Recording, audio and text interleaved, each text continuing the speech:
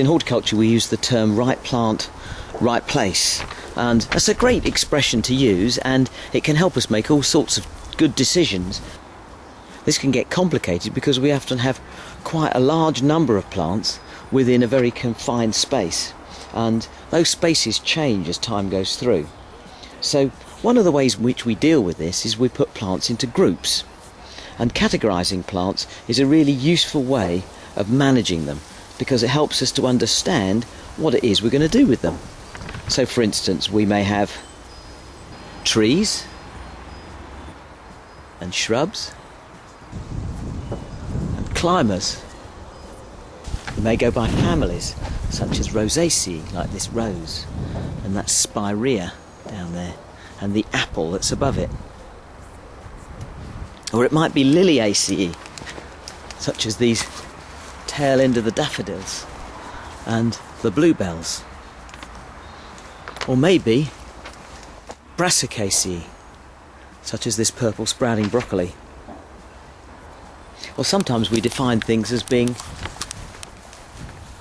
fruit, such as the strawberries, which are also in Rosaceae, or the raspberries, also in Rosaceae.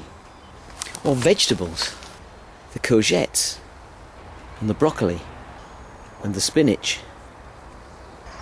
Or maybe the ornamentals, such as valerian. And where does that put rosemary? Maybe we're talking about turf. Now, your syllabus requires you to learn the traditional classification of life cycles, such as these annuals, or this biennial spinach, or this perennial conifer.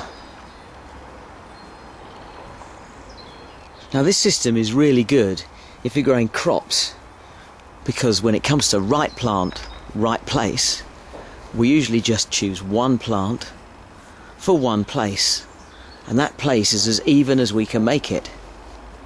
But that doesn't necessarily work with horticulture, does it?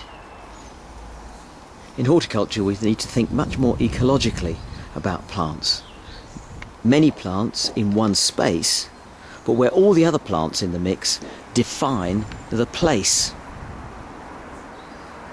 And we achieve this through studying the life strategy of plants. So that's the way we're going to focus the next part of the course. And although we will use the traditional methods of classifying, it'll help us to understand, if we look at life strategy, why, for instance, this kerria is growing as a weed amongst my extracorda.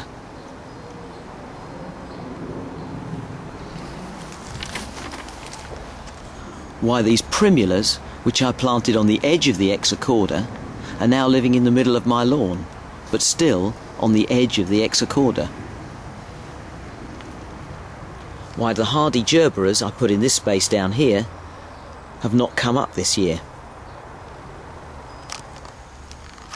And why the geranium that I planted here is not here any longer, but it is here and here and here and here and here and over there and all the way along there and over there.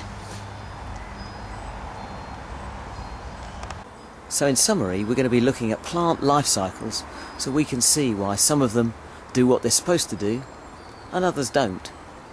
Why some disappear completely and others turn into weeds. That's our aim, because as horticulturists we need a really good grasp of plant life cycles and plant life strategies. Good luck, and I really hope you enjoy the topic.